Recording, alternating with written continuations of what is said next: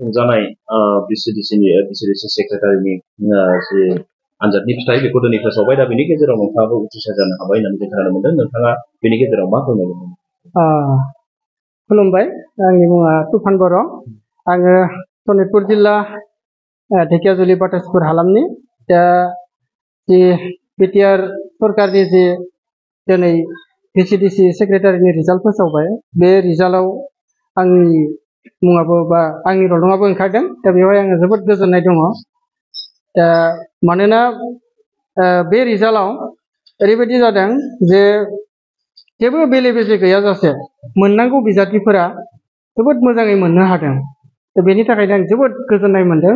आरो बेबायदि माने जेबो बेले बेजे गैयालासे मोनसे रिक्रुटमेन्टखौ बा बिराद मोजां कन्डाक्ट खालामनो हानायनि थाखाय दिनै बिटिआर सरकारनि मानव गेदेर प्रमद बर' बिथांखौ आं आंनि गोसो गोरबोनिफ्राय रोजा रोजा साबायखर जासिनाय थाबाय। नोंथांमोना नैबे सनितपुर हिसाबै बिटिआरआव हाबनाया बेसेबां गोबाव जाखो?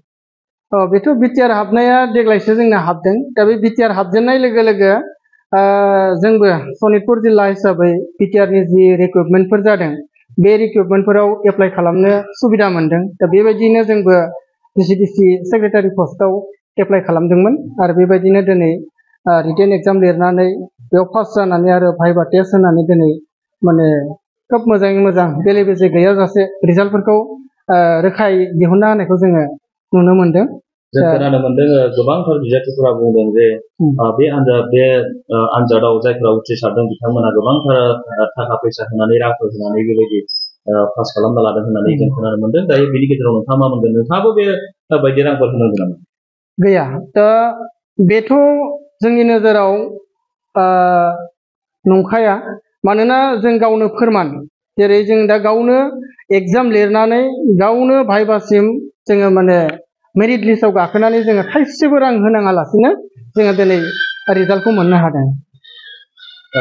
दा बेबायदि नोंथाङा जे रां होआलासिनो होनाङालासिनो बेबायदि रिजाल्टखौ मोननो हाबाय आरो नोंथाङा उथ्रिसार जानो हाबाय। दा बिनि गेजेरजों नोङो सोरखौ साबायखर होनो? दा बेबायदि माने जेबो बेले बेजे गैयालासिनो बेफोरबायदि माने मोजां रिक्रुटमेन्ट खालामनानै माने मोननांगौ बिजाथिफोरखौ मोनहोनायनि थाखाय आङो आथिखालनि प्रमद बर' बिथाङा दैदेननाय इउपिपिएल सरकार बिथांखौ आंनि गोसो गोरबोनिफ्राय रोजा रोजा साबायखर बावहरनाय थाबाय।